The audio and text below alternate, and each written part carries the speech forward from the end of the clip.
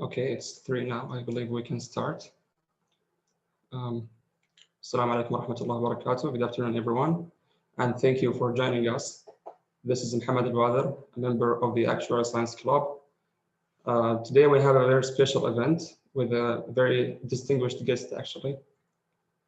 On behalf of the Actuarial Science Club, I would like to welcome our speakers from Lux Actuaries and Consultants, and to welcome everyone else from our audience. It is my privilege to introduce our speakers. We have the Executive Director of Lux, Mr. Shivash Bhagaloo, a Fellow of the Institute and Faculty of Actuaries.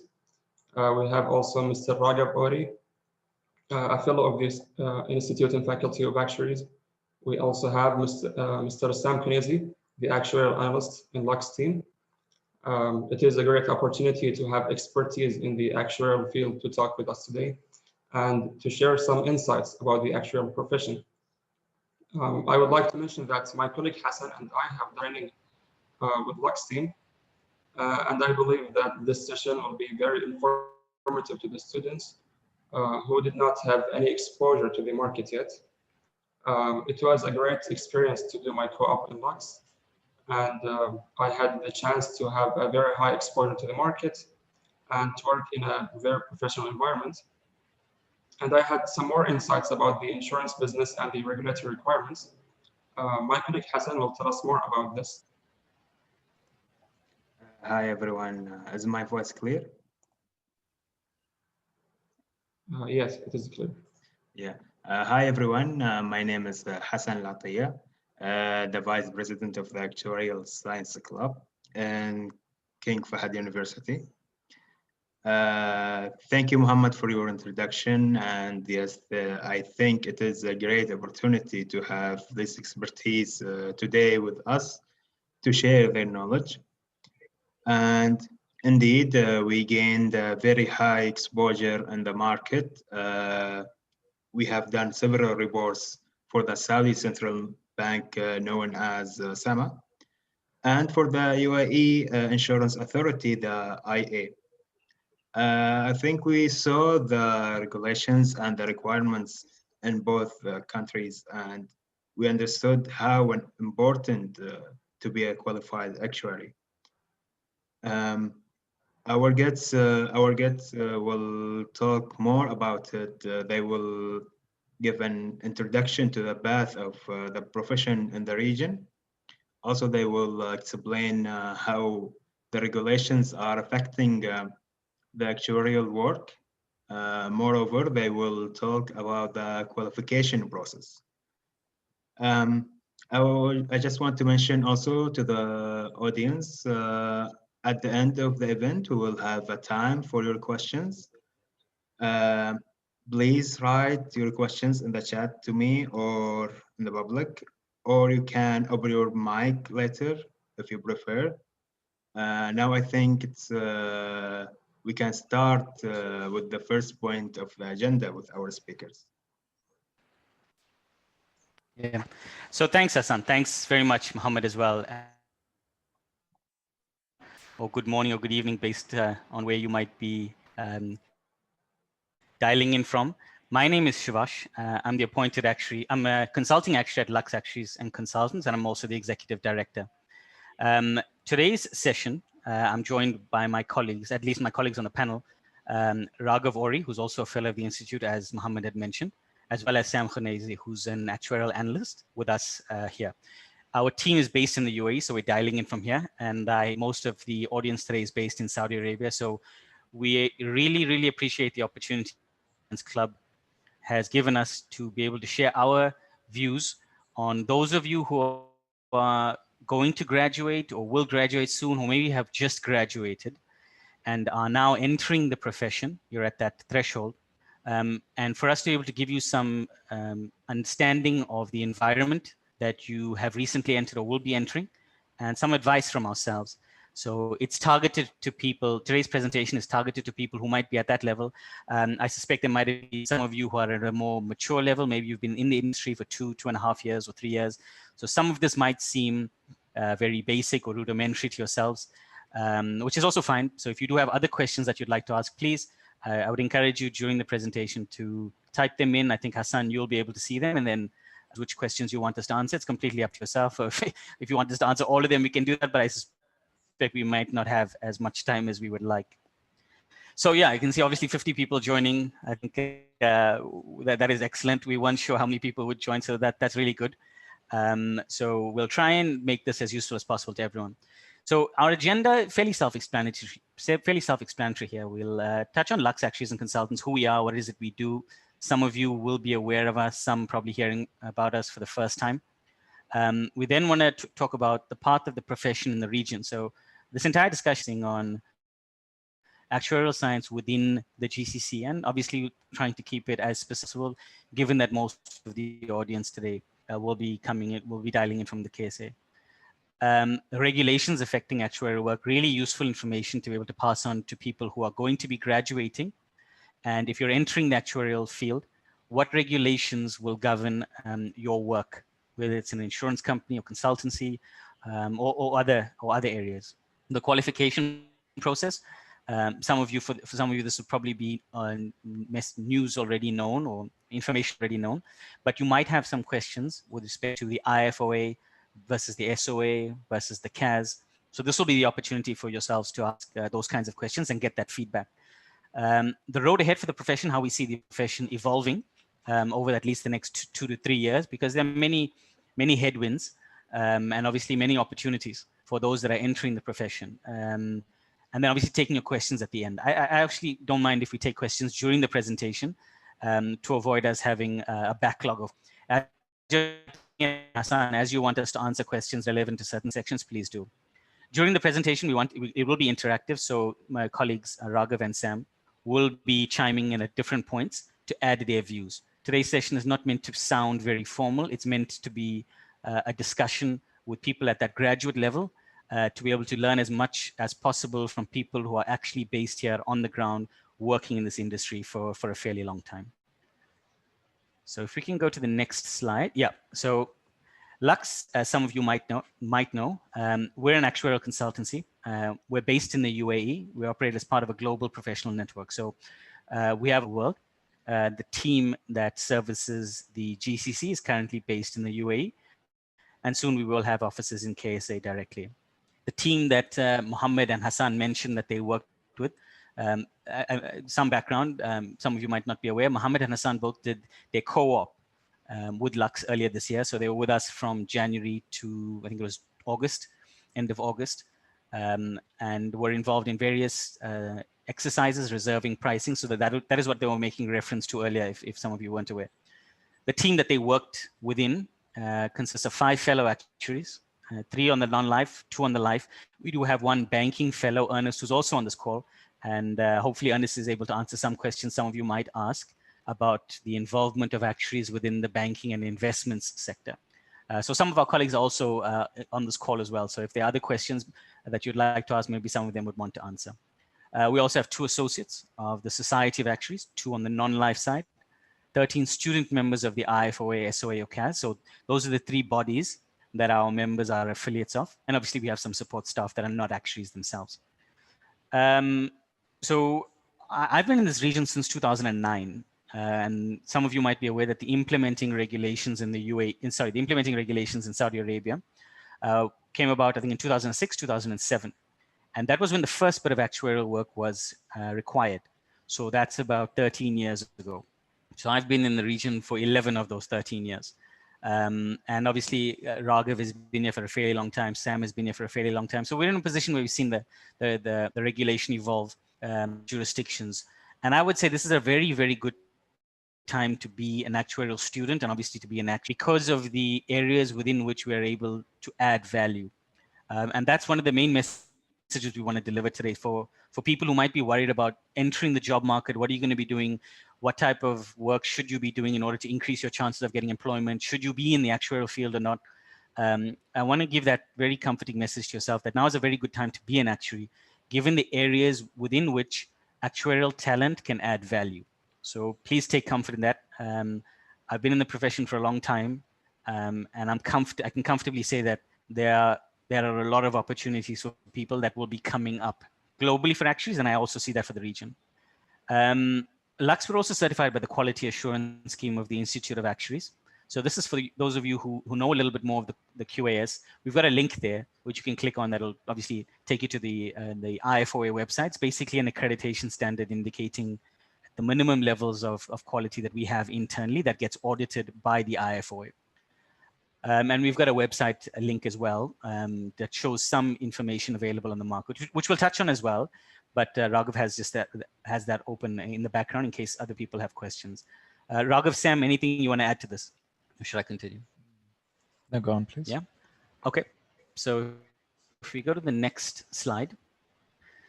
So introduction to the path, the profession, and the region. So I would imagine a lot of the people on the call today would be members of the SOA, probably a smaller SOA. At least that's the way we've seen it. My understanding is that the two main university studies, the KFUPM and King Saud University, most of the students there are going through the SOA route, given the affiliation of the universities with the SOA. And these are some of the areas, these blocks here, within which the profession actually covers on your road to qualification. Raghav, do you want to chat a little bit more about these boxes? Yeah, so one overarching point is that no matter which institute you're a part of, every institute generally tends to be a part of the International Actuarial Association, which has sort of these key areas which need to be covered through the qualification process.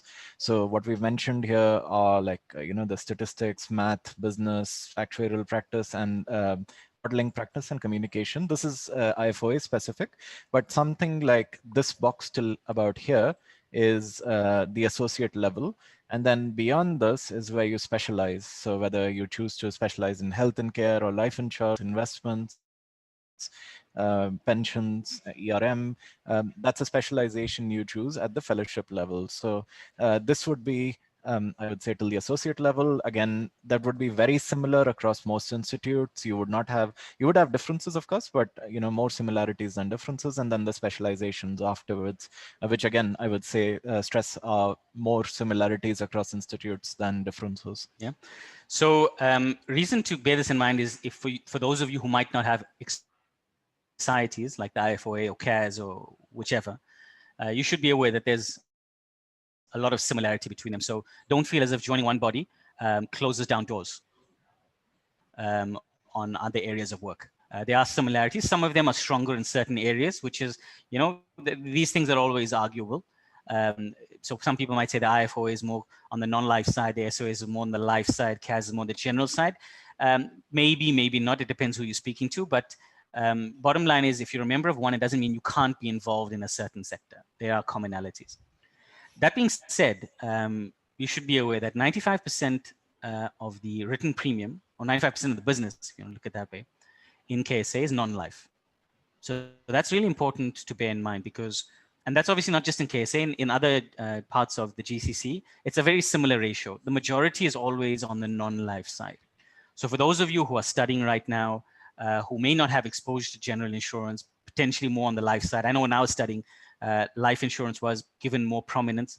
At least in the GCC, the majority of the business is on the non-life side. So getting more exposure on that side will do yourself favors. Raghav, if you have the website open, we can just give them a quick snapshot of what the premium looks like. Yeah. So people can see, at least in KSA, what the market looks like. Again, we're trying to make this presentation as relevant as possible to those of you who are graduating, who are in the industry, and that are probably looking at, what sector do I want to be involved in? So can everyone see the screen that Raghav just shared? Hopefully you're able to see that fairly clearly. Yes, we can. So that is the breakdown of premium that both year-end 18 and year-end 19 by line of business, medical, motor, property, and casualty. Is a very thin slice. That's group and individual life. This is for all the companies in KSA. This information is available on our website, so you can just go ahead and publicly view it. But the point we're trying to make here is that if you're involved in the general insurance side, it is likely that you'll have a lot more room for involvement. If you're only on the life side, yes, some involvement, but not as much as others. So please do bear that in mind when you are looking to see what type of experience you'd like to accumulate. Nothing wrong with being a life actuary. I know maybe we have some people on the life side on this call. We're not saying one is better than the other by no means. We're just saying that the majority of the opportunities would be on the non-life side across many areas, pricing, reserving, and so on and so forth. Last but is also worth spending some time on. That's the Gulf Actuarial Society. Now, the Gulf Actuarial Society is a local body of volunteers that are actuaries in the region, and it has an affiliation with the Institute and Faculty of Actuaries in the UK. So this is a recognized local association of volunteers that has that connection with the IFOA. Now, Raghav is the current secretary of the Gulf Actuarial Society. I was one of the founding members, and I was the chairman previously. And given that it's a body that gives back to the industry, we always see this as an area where we want to be involved. We see ourselves as trying to contribute as much as possible to the development of the profession in the region. So we'll always have the connection towards training, teaching, passing on the information, giving people the opportunity to ask questions of us and ask, what path should they choose? Be just one view, it'll be many views. And that is why Sam is on this call as well. He's a member of the SOA. So he might have different views, which is completely fine. That's the way it actually should be. But I'll ask Raghav to give a little bit more commentary on the Gulf Actuarial Society, given that he's the secretary.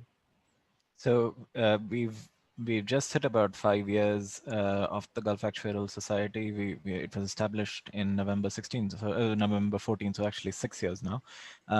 So it's under the IFOA, but open to all members. So our membership is across any actuarial society, whether you're a student member, qualified member.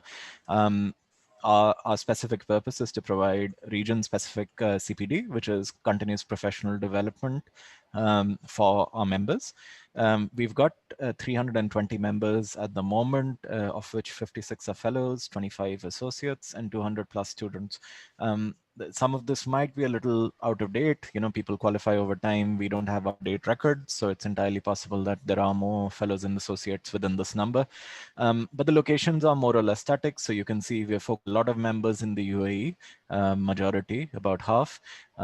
Small membership in KSA, which is growing very quickly. And I hope at the end of this call, more of you sign up to become a member of the Gulf Actuarial Society. We've had 2 events a year. And the past events are linked over there on the presentation, which I think we'll be sharing with you afterwards. And what should be, while these events have historically been in the UAE, host one in Riyadh this year for the first time, but then happened. So that was being planned with the Financial Academy and SAMA. Unfortunately, that couldn't happen, but hopefully once things open up, we're able to have, at least a session a year in Riyadh. So more of you can join in person. But irrespective, I feel like we are going to be doing live broadcasting going forward. So hopefully you can join us online till online events continue. We've also tied up with ActuView, which is sort of like YouTube for actuaries. So it's got a ton of videos, and all 300 plus of our members have access to ActuView. So we've sent out codes from which you're able to view all sorts of actuarial resources, see videos and so on. And we were sponsored to be able to give this access to all our members till next year. And all our videos also get uploaded there. So you can always revisit. We had a very interesting session in August. So just to industry is going through, the local industry is going through. You should try and have a look at that and our page there. Yeah. So Sam, do you want to add anything? Just to go back, yeah, on the qualification and the process and stuff. I think we even mentioned that in the earlier slide. You guys hear me? Yeah, we can hear you. So how are you, everybody? Let me start by introducing myself. My name is Sam Khunaizi. I've been working with Lux for the past 5 years. Actually, my undergrad was not in actual science. So I think many of you are fortunate to know this is your profession, concentrate on. So let me just talk about qualification and the process with it. So as Shivash mentioned, there's number of organizations and Society of Actuaries, the IFOA. Actually, Raghav, if you go to slide number 9, because that will be mostly focused on that. Okay, so we'll jump ahead a quick little bit and then we'll come back. Because this is related to the qualification. Yeah, please, go ahead. Right? Yeah, so this table, it's kind of explaining the Society of Actuary exams passed and then the waivers along. Since I'm pretty sure most of you are maybe thinking of the track of Society of Actuaries, I'm probably going to focus on that. And since Shivash and Raghav are familiar with the IFOA, they could maybe add certain points towards the end. So let's just speak about preliminary exams. I'm pretty sure you guys are maybe taking those courses already, especially when it comes to exam P. It's about probability and about distributions, about binomial distributions, exponential, gamma. So those are basically the foundation. So exam P is pretty much the foundation, and it's kind of related to CS1 when it comes to the IFOA, the foundation of actuarial concept. So you really need to understand this course in order to hit forward. And so that's exam V, mathematics statistics course, where I think a year and a half ago there was changes in the Society of Actuary curriculum. So this the V credit was the economics part stayed the same. There was also mathematical statistics course, only one, but it was replaced with the CRM exam, which you see towards the end, and the predictive analysis exam as well. So this was replaced with that a year and a half ago. Let me explain some of those exams, especially the preliminary ones. Exam P, you guys familiar with, most likely. FM, it's talking about maybe bonds pricing, it's talking about time value of money, annuities, cash flows and portfolio. So that's the focus on this exam. And the V, accounting and finance, this has changed recently. Before, I used to focus on finance 1 and finance 2. But based on the new curriculum, they replaced it with accounting and finance. And I encourage you guys to make sure you have cleared all the V credits before graduation. So I'm pretty sure maybe the university already, it's part of your curriculum. But if you miss one course here or there, just make sure you take it before graduation. It just makes life way simpler afterwards. Thanks, Sam. I think just in the interest of time, sorry to interrupt. Okay. Because I'm conscious, I just wanted to leave a little bit more time for questions. I see we've got some questions coming in, so Hassan and Ali are answering them. And some of the questions might be relevant to this. So Sam, do look at the group chat. Maybe you want to type in some of the answers to some questions that people are asking. So if we can just go back a few slides, Raghav. Yeah, so there's regulations. Yeah, so this is really important for those of you that are wondering when you graduate, what do you do? What does an actuary do daily? How do these people get paid? What is their job? This was a very, for me when I graduated, I still didn't know the answer to this. I graduated many years ago. What do we actually do? And if you want to know what do actuaries do, at least within KSA, go to this document, SAMA Actuarial Rules for Insurance, the implementing and as well as the implementing regulations. And the next slide will show the actual work deliverables that an actuary has to produce. Whether you're the appointed actuary, there's certain responsibilities. If you're the head of internal actuarial control, there's some other responsibilities. But the bottom line is there's quite a lot that needs to be done. So if you wanted to ask what do actuaries do, you can go to these documents and you'll see them. In the UAE, we have the financial regulations, as well as the Dubai Financial Services Authority. So this is with respect to Dubai, the PINs. And that specifies regulatory requirements that actuaries have to comply with. Bahrain has the CBB rulebook. Qatar has the QFCRA. Oman has these documents, but they're not publicly available. They do get circulated to companies. So you can't find them on a website. And Kuwait is in a period of change where the insurance unit that's just been set up is now starting to outline specific actuarial requirements. So the next slide, Raghav, this is now what actuaries do. So this actuarial work deliverables that appointed actuaries, and again, I'm assuming most of you would design consulting actuaries. Appointed actuaries are a specific regulatory hat that someone wears and submits specific reports for a specific company. So each company can have only one appointed actuary. So here you can see that based on the calendar of deliverables, based on the calendar of the different months, what is it that needs to be submitted to the local regulator in Saudi Arabia, which is obviously SAMA. So you can see we've got pricing adequacy reports that are submitted. Again, this document is from SAMA, so you'll see that some things are submitted. This is because the actuarial work rules were released in March of this year. So that is when it became the new rule. So now you can see that there's a lot more, those of you who might be familiar with the old rules were a lot more condensed. Now the deliverables are more spread out. So it gives an opportunity for more depth in each of these reports. Now, what each of these reports are, we don't have to cover each of them because it's 11 reports here that you could spend about an hour going through all 11. The bottom line is to illustrate to yourselves that within, and again, when you look at the last row here, within reserving, within pricing, within capital and reinsurance, and within experience analysis, appointed actuaries play a role in all of them. So you get, as an appointed actuary, exposure to all of this, and obviously you have the responsibility to ensure that these areas are covered. So it's not a choice you have, which presents a lot of opportunities for those of you who are now graduating or will graduate, because these which you will get that level of exposure. And remember, I'd mentioned earlier that the majority of the work is on the non-life side as opposed to life. So you can see you've got motor pricing reports as number 6, medical pricing reports as number 7, general insurance lines, the first 2 as well, medical and motor, which are the largest 2 lines in.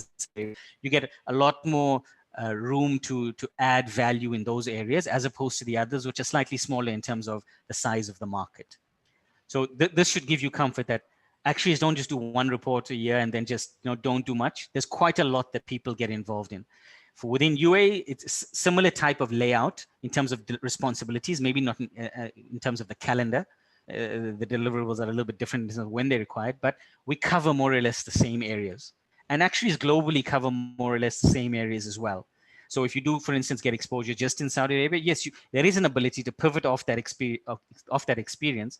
And if you wanted to join a company in another part of the world, yes, at least you can be comfortable that there is some sort of similarity in terms of what you'll be doing.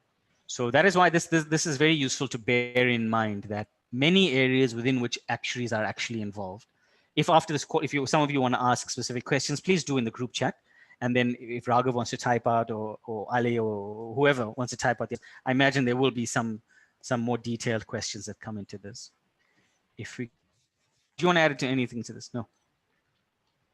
No, nothing. This is clear. All right. We can go to the next one. Yeah. So areas outside insurance. We've got the first one there as investment and banking. You might have guessed, you might have assumed you might have general insurance there, but that would have been unexpected. And I think Ernest is on this call, if I'm not mistaken. Ernest is one of our banking actuaries within Lux. Ernest, yes, are you on the call? Shivash. Yes. Excellent. So do you want to give some background on this, your specific background and the involvement of actuaries within this new space? Perfect. Relatively? I'll do that. Thanks, Shivash. Hi, guys. So just to give you a quick overview, in the banking sector, historically, there have been quite a few actuaries involved in banking in non-traditional roles. So it's always been kind of a non-traditional area for actuaries to work in. And still today, unlike insurance, where there are regulatory mandated roles, like Shivash mentioned about having appointed actuaries working in insurance companies, you don't have that kind of role in the banking industry, but the skills that actuaries have are very relevant to different problems that come up in the banking industry. So the areas where actuaries typically get involved in now is around the capital modeling, credit risk modeling, on the market risk side, developing models for market risk, pricing of derivatives and financial instruments.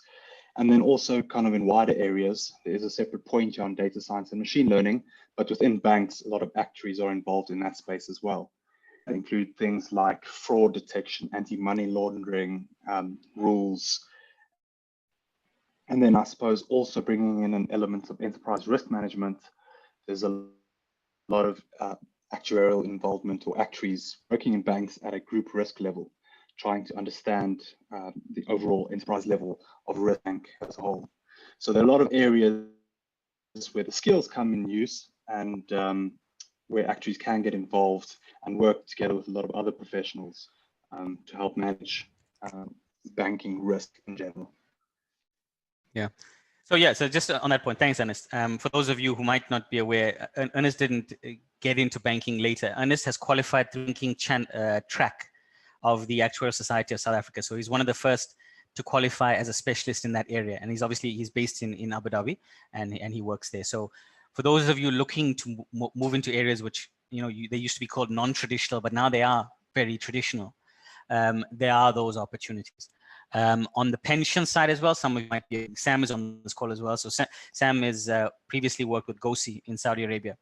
And there's definitely involvement of actuaries within the pensions area for government entities as well as private sector entities, but maybe not so much for private sector entities in the region, maybe more government related entities, but for private sector entities abroad, definitely involvement. And historically, that has been where a lot of actuaries have been based. Raghav, do you want to chat on health?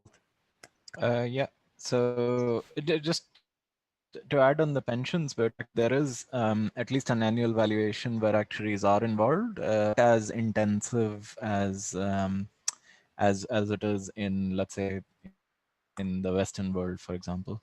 On health, well, a lot of shifting happening within the health sector within Saudi Arabia, right? So the CCHI, the Ministry of Health, are looking at various ways of funding the healthcare, the public healthcare and the private healthcare, and insurance has a very big role to play in this. But they are looking at it from not so much as an insurance company, but more as how these different funding models can be used and brought into public healthcare.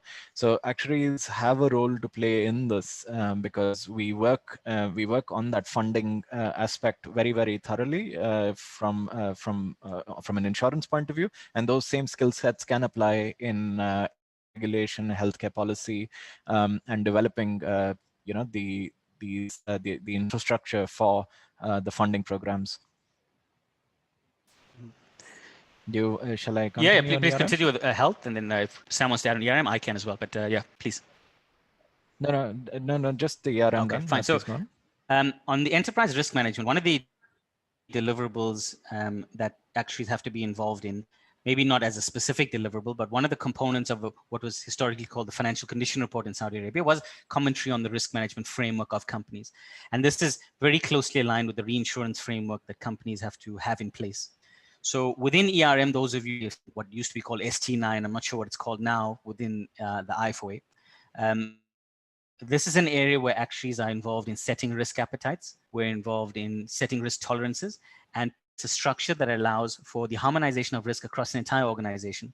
Whereas looked at risk within medical, or within motor, or maybe cross-sectional within operations, within underwriting.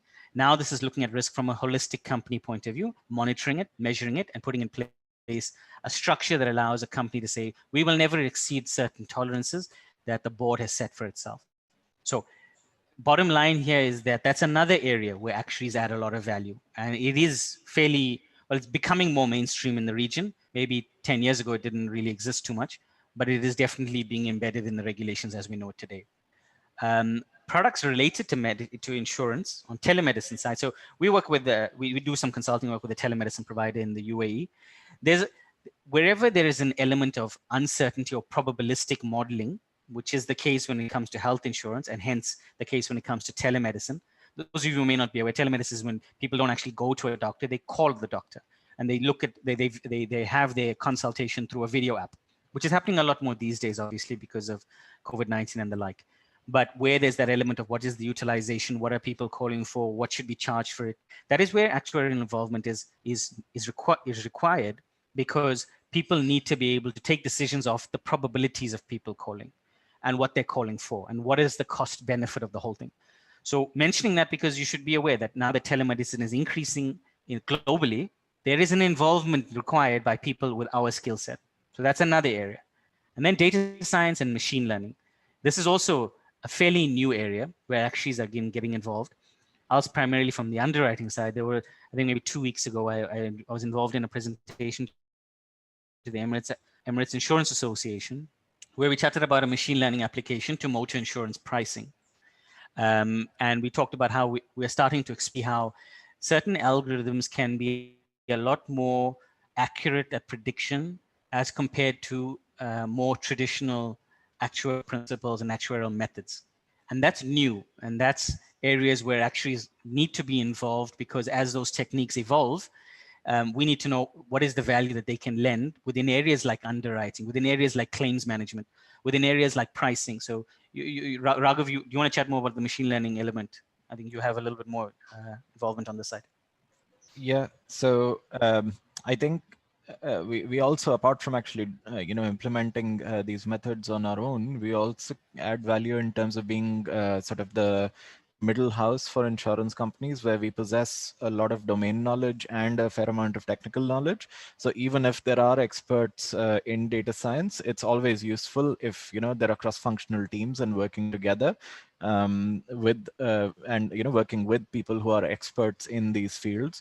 We're still that sort of translators between technical people and management, and that's where our communication skills are very, very important.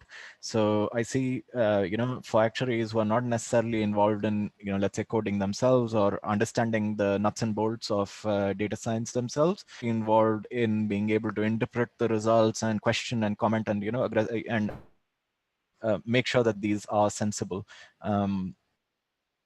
So that's where our domain knowledge really helps out a lot. So I think we've got a lot of questions coming up. So apologies. We can probably try and type them out as we're speaking, but just to take one or two of them, one of the questions was, how often do we use machine learning techniques to model data? It's increasing. Up until this point, fairly fringe, not really mainstream, because of the server requirements have always been a lot more intensive than actuaries or anyone could really afford, but now they're becoming a lot more mainstream. So we have Microsoft Azure that's set up in the UAE now. So for those requirements where you don't want the data to leave, for instance, the UAE, you're able to process that here. And obviously the costs are also becoming a little bit more manageable. So that is an area where now we're starting to take a few more steps towards becoming more practical, whereas historically it was more for research purposes.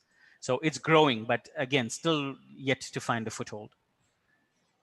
Okay, so if we can go to the next one. Okay, we've talked about this one. So the qualification process. Raghav, do you want to chat about this, or Sam, do you want to? Yeah, I mean, if I can just say one thing on this one, like it's that there's more similarities between institutes than differences. I brought this up earlier, and this slide really was meant. So on the left, it's you've got the qualification process for the Institute of Actuaries, and on the right for the societies.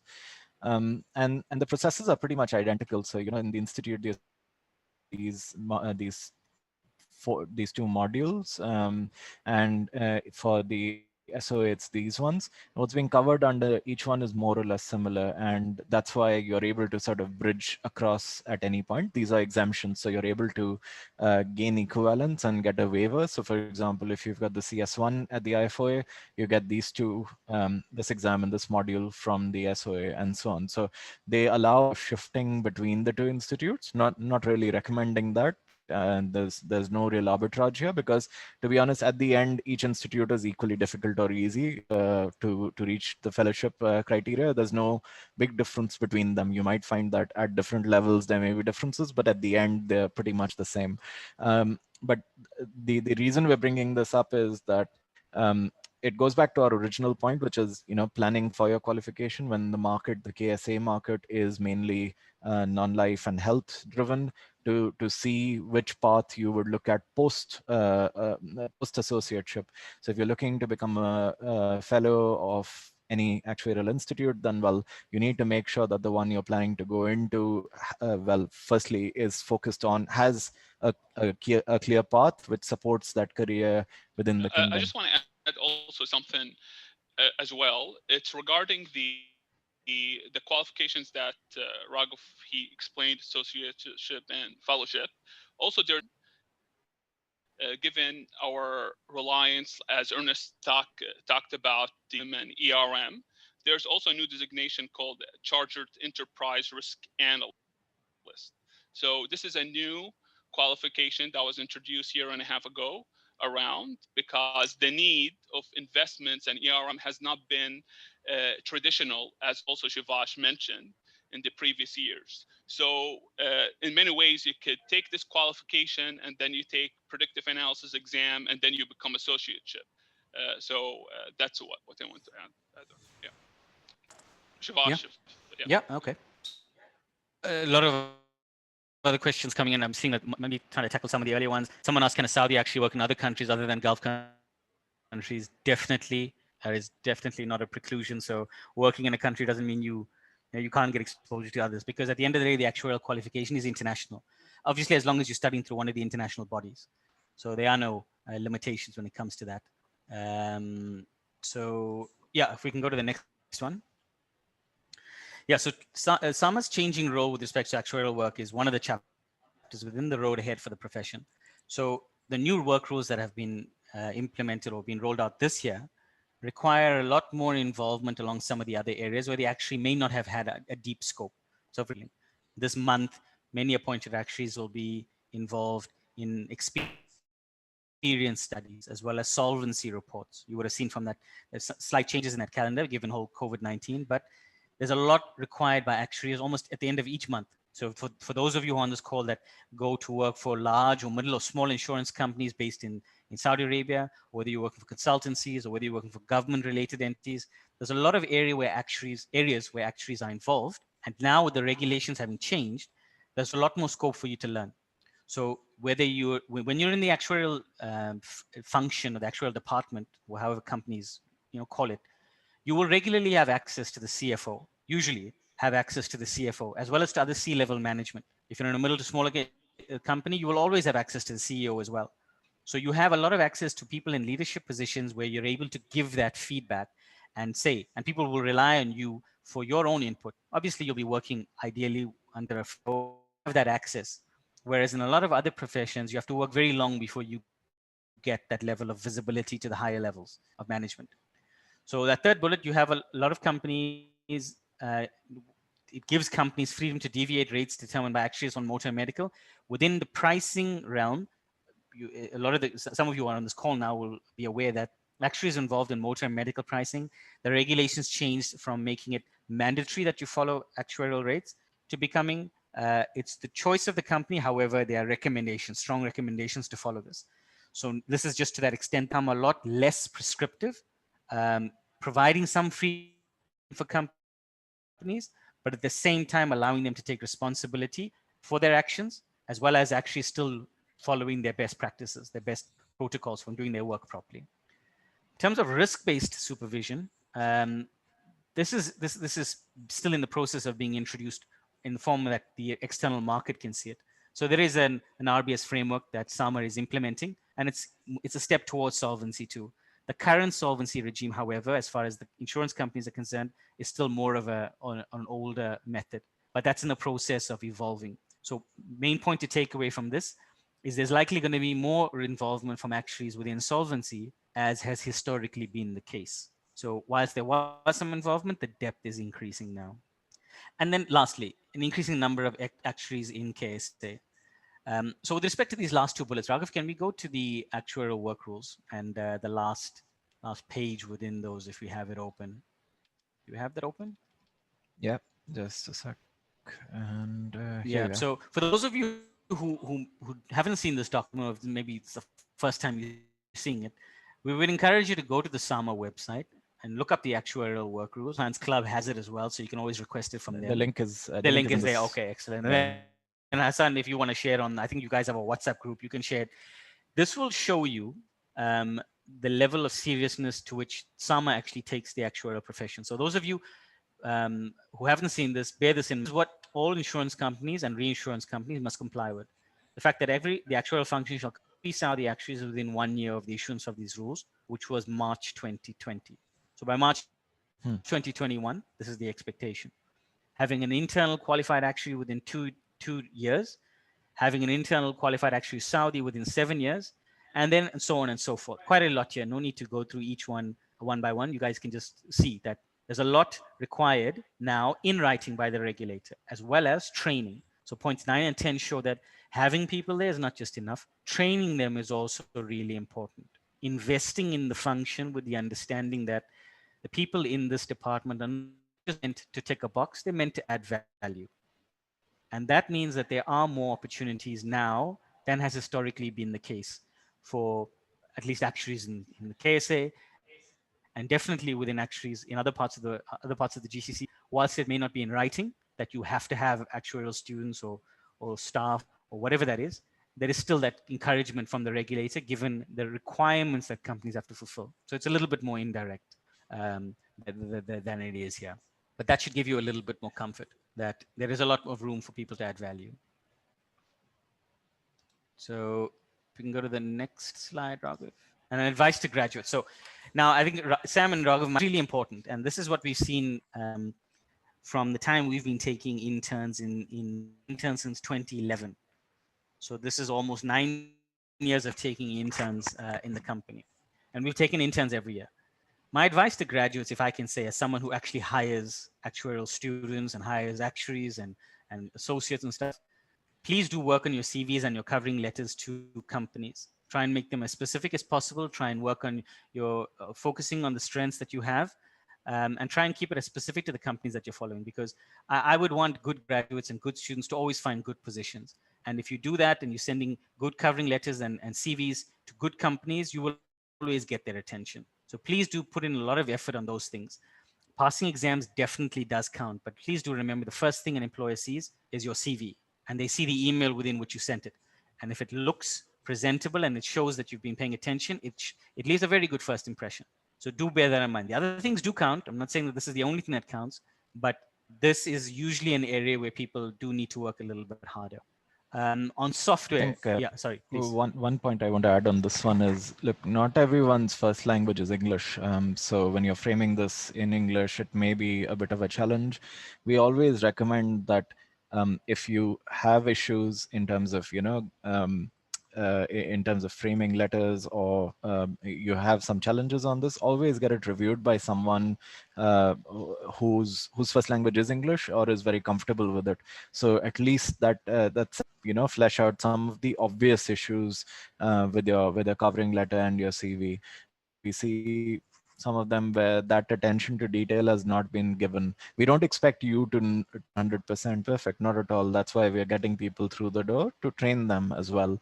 But if you take that effort, it definitely shows that you went out of your way. You got someone, maybe an English teacher or someone you trust, to go through it once and help fix some minor details and make it as specific as Shivash mentioned to the position you're applying also for. do bear in mind that all of the actuarial deliverables to SAMA, to the IA, to the CMA in Oman, to the QFCRA in Qatar, to the CBB in Bahrain, all of them are only in English. There are no Arabic submissions. The actuarial the submissions, I mean. So do bear in mind that if you join the working world within the actuarial field, at least, you will necessarily be working in English with respect to your deliverables to the regulator.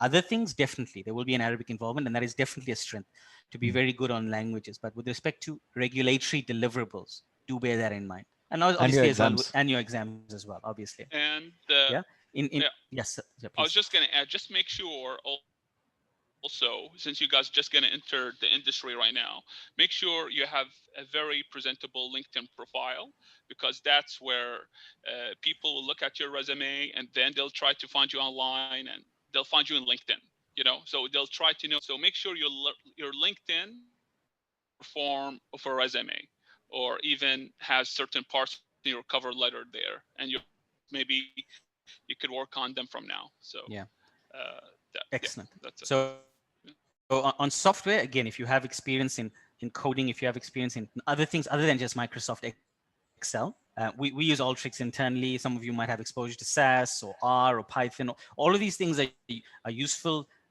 tools to demonstrate that you'll be very useful to companies who are dealing with large quantities of data or are involved in coding. These are strengths. These are starting to move from nice to have to essential for a lot of companies. And this is not just within the actuarial field, this is global. Those of you who are reading up on what graduates need to have, one of their most important skill sets these days is the ability to code. So it's growing. It's not to say that if you don't have it, you won't find a job. That's not the message. The message is you'll be doing yourself favors by investing in this kind of knowledge. And again, there's a lot of free courses available, a lot of videos available online. So you don't need to spend a lot of money in this area. Third, research on industry developments. A lot of publicly available information, which we've shared right now. Everything we've shared in terms of slides and stuff, it's all publicly available. So if you are reading up, then it helps your case a lot to say, yes, I have an awareness of what the regulation is all about. Whilst you may not have worked in it, that's not always a big issue. It's useful, which is what that last bullet is about. But if you have that knowledge, this is what the regulator wants. These are the companies that are in the market. This is what they're doing. This is what these ratios mean. This is what an actuary would do every day within general insurance, within life insurance. All of that is publicly available. So reading up on it helps you. Even better than reading up is the fourth one, networking. Many people that you can connect with that are in the industry at a graduate level, mid-level, qualified level. You can always connect. You'd like to have discussions on what actuaries are involved in. What are the global developments within the IFOA, within the SOA? We haven't talked at all about IFRS 17 in this because we want to have another session about it. There's a lot to speak about there. We wanted to make this more about what graduates need to be aware of. And right now, graduates don't necessarily need to have a lot of IFRS 17 knowledge because you get a lot of that on the job. But that's one area where if you're networking with actuaries, they'll tell you that actuaries are involved, will be involved heavily in the future, more so than they are now, as a result of IFRS 17. And then those of you who haven't read about it or haven't seen it in the news, you can ask, what is that? What would you be doing every day? How does that increase your opportunity? How does that help you be able to strengthen your value proposition in a company? Because the more you can do, the more important you are to a company. And then the last one, getting as relevant internship experience as possible. Now, sometimes this is out of your hands because it depends on who's offering internships, but applying to companies, showing that you have a certain knowledge in terms of numbers 1 to 4 here, helps your case with respect to 5. So try and use as much of that as possible to improve your ability to get a decent internship. Mohammed and Hassan, they did the internship here earlier this year. We currently have 2 students from KSU doing the internship here as well. So there are opportunities for interns within Saudi and obviously in other jurisdictions as well. And you would have seen from the actuarial work rules now that Saudi students are will be definitely in demand, given the mandates from SAMA to have people internally. So we've just crossed 15 minutes now. We definitely did want to leave time for questions. So Hassan, do you want to questions you'd want to pose to us? Because there's definitely quite a lot there, or do you want us to? Yeah. Yes, we have quite a lot of questions. I'm going to read the questions. Yeah. The first question is from Ms. Ibtihaj. Is there any insurance company in the region that covers mortgage loans?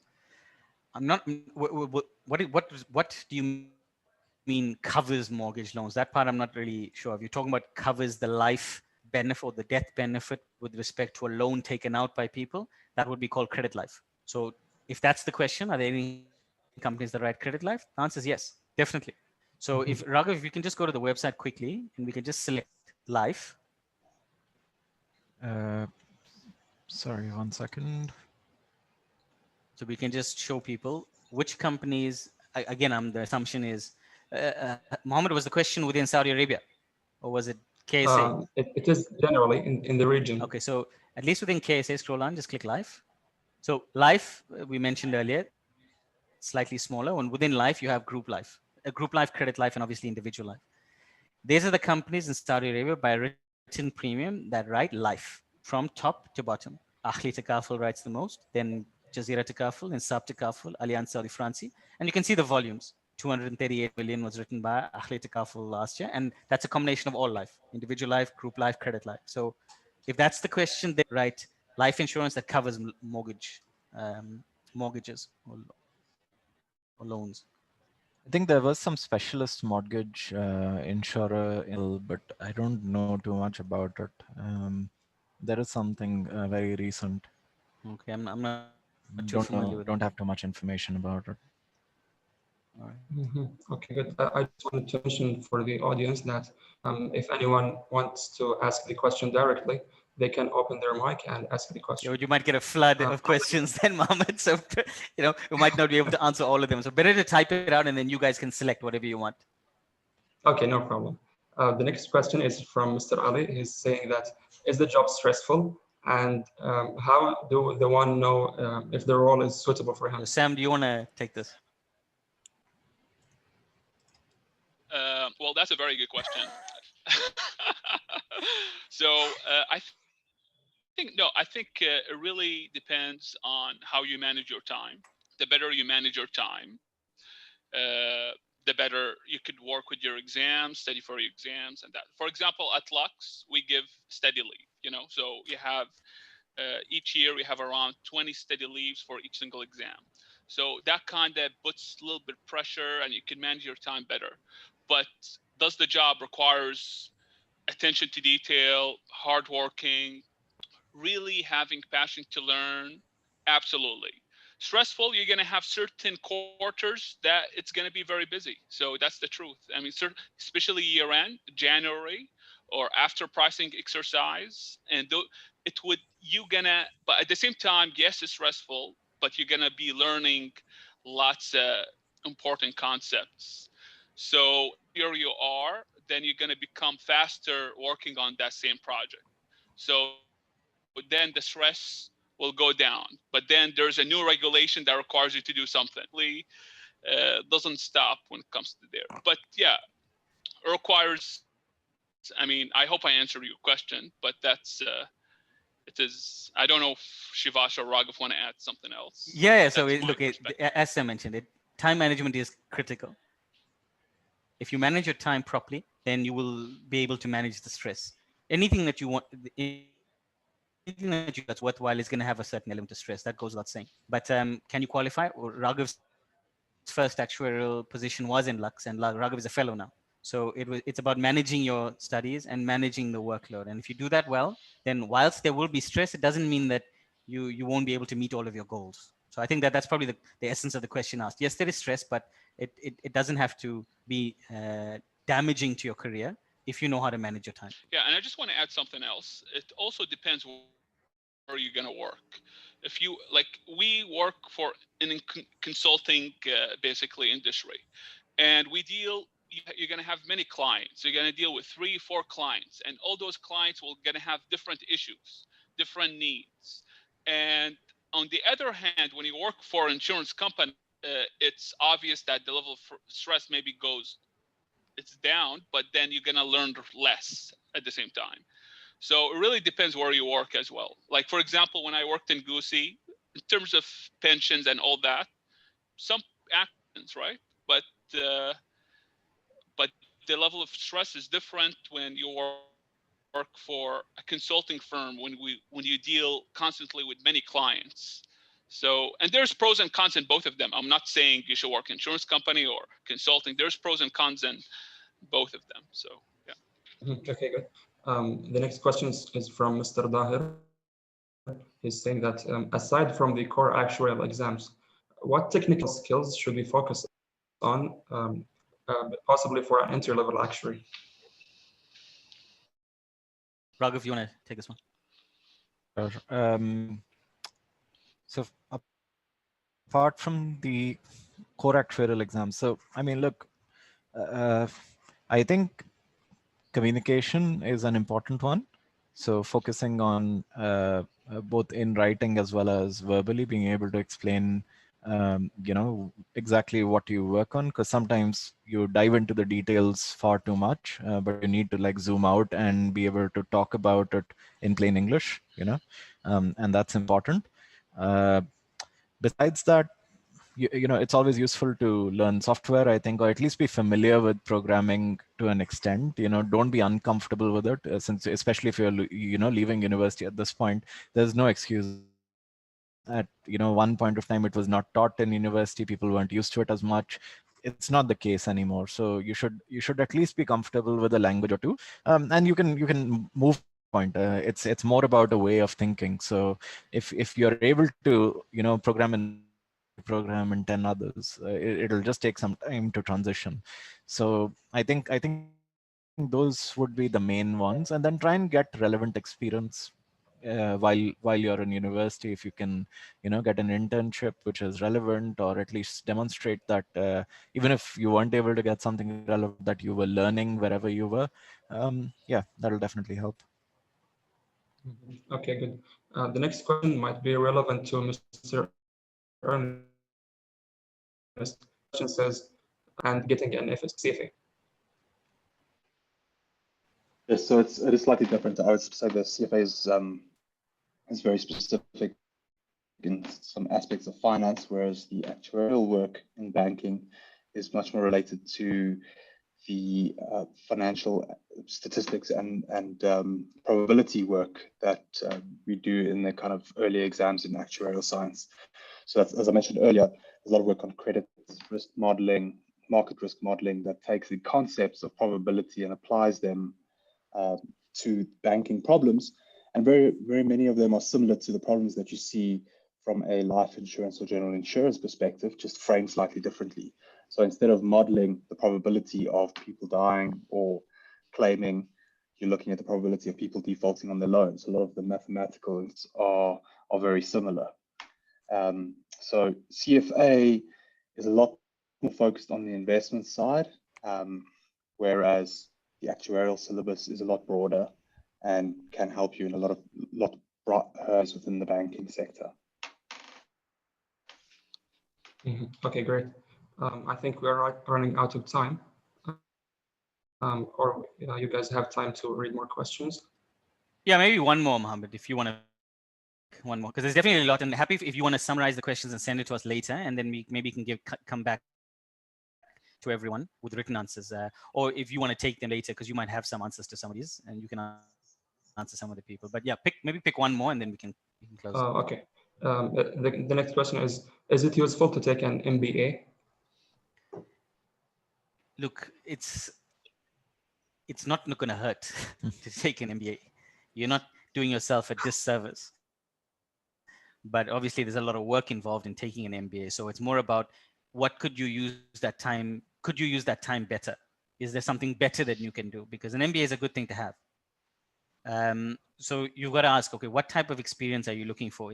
For those of you graduating, I'm not sure if this is a question asked by a graduate or someone who's about to graduate, but right now an MBA is further along the line than you probably than is relevant right now.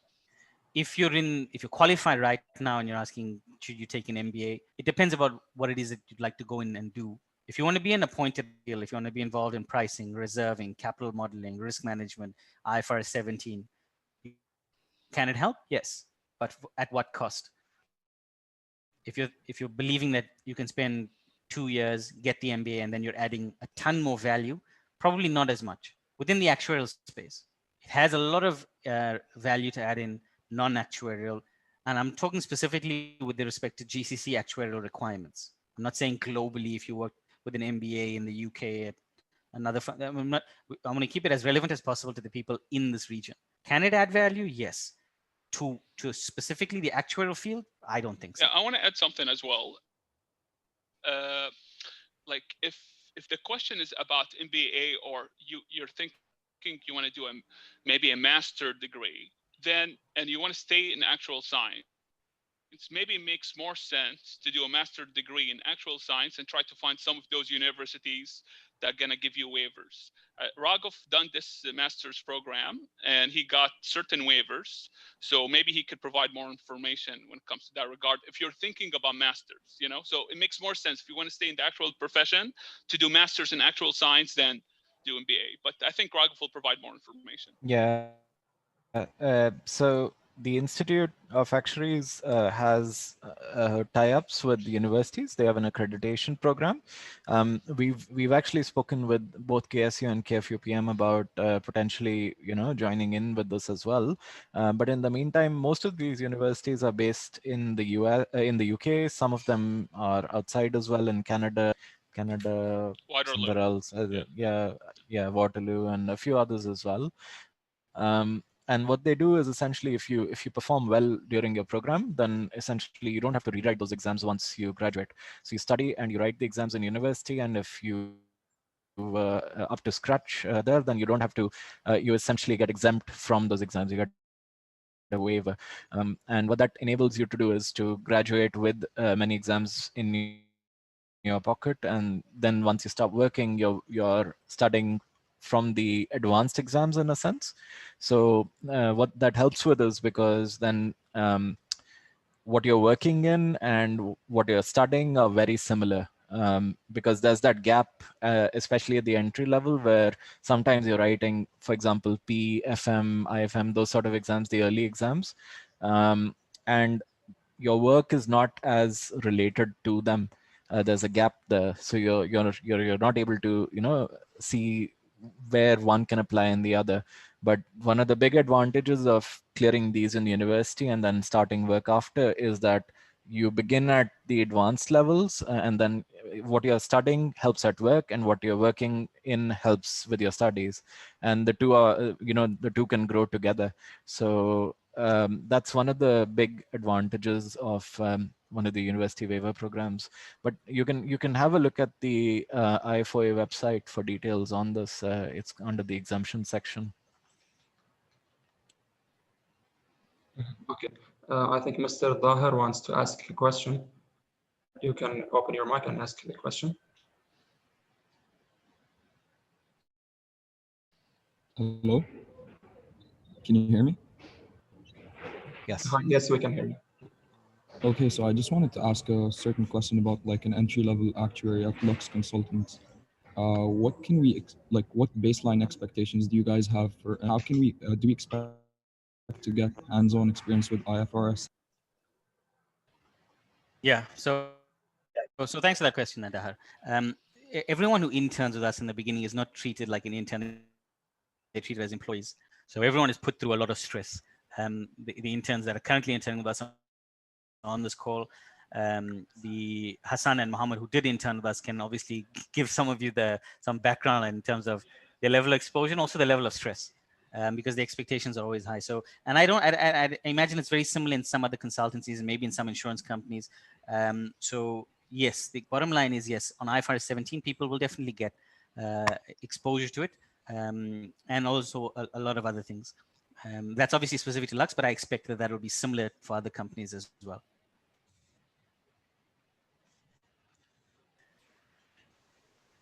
So Mohammed, I think just in terms of time, we should probably leave it there because some people, for them, it'll be beyond 1 hour now. But I'm happy for us if you want to send us across questions, and we can give some written replies and you can potentially share it. Yeah, we will collect the question from our audience and we will summarize it and answer it. And you can later see it in our accounts. We will publish it soonly in our group and our Twitter account. So I think we run out of the time. So thank you, Lux, for your excellent presentation. I think that was very helpful knowledge you shared with us. Also, I want to thank the facility at KFUBM for their attendance. Also, I would like to thank our audience for their listening and participation. And the record will be released tonight, hopefully, in our YouTube channel. Also, please follow us in our social media accounts so you be updated in our events. And I want to mention that hopefully we will have another webinar with Lux, hopefully in the first quarter and the next year.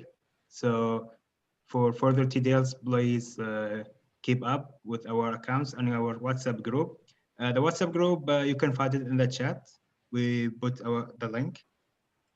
So thank you everyone and salam alaikum.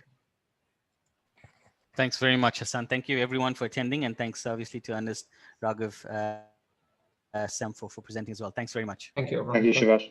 Thank you, guys. Thank you, everyone. Thank you. Take care.